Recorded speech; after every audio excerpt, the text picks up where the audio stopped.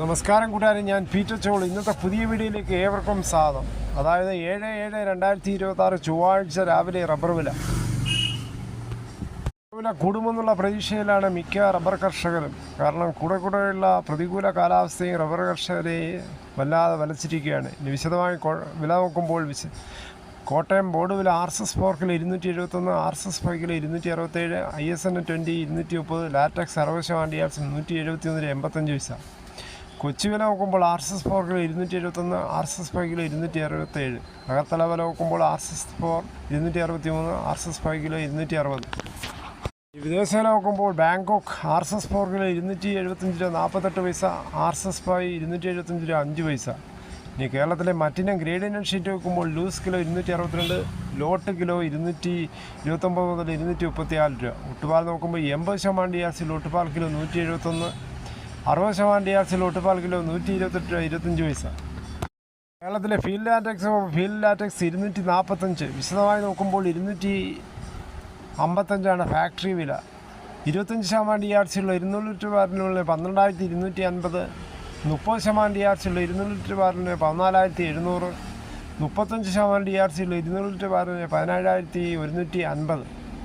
ഇനി കേരളത്തിലെ വ്യാപാരിയിലെ Kottayam RSS 4 kilo 263, RSS 5 kilo 259, ISN 20 219 രൂപ 50 പൈസ മുതൽ 220 രൂപ. ഒട്ടുപാൽ നോക്കുമ്പോൾ 70% DRC ഒട്ടുപാൽ കിലോ 146 മുതൽ 160 രൂപ.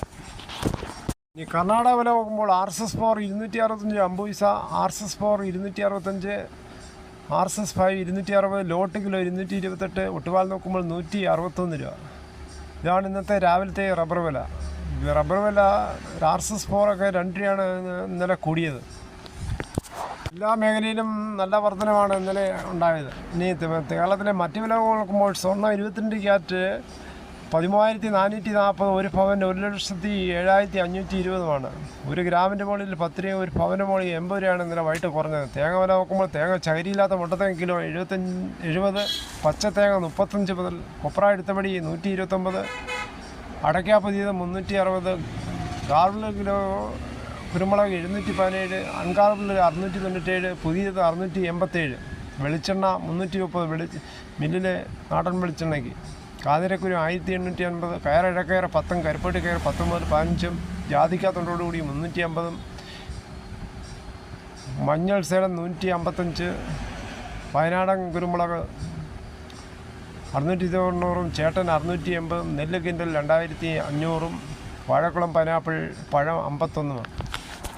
എന്തായാലും നമ്മുടെ നാട്ടിൽ മഴ കുറവാണെങ്കിലും ബോംബെയിലെ, അതായത് മഹാരാഷ്ട്രയിൽ നല്ല കനത്ത മഴയാണ് പെയ്യുന്നത്. അവിടെ ഇപ്പോൾ സ്കൂളുകളിൽ വർക്ക് ഫ്രം ഹോമാണ് കൊടുത്തിരിക്കുന്നത്. അതായത് ഓൺലൈൻ ക്ലാസ്സുകളാണ് ഇപ്പോൾ നടന്നിരിക്കുന്നത്. മിക്ക സ്ഥലങ്ങളിലും വളരെയേറെ പ്രതിസന്ധിയാണ് മഴ കാരണം.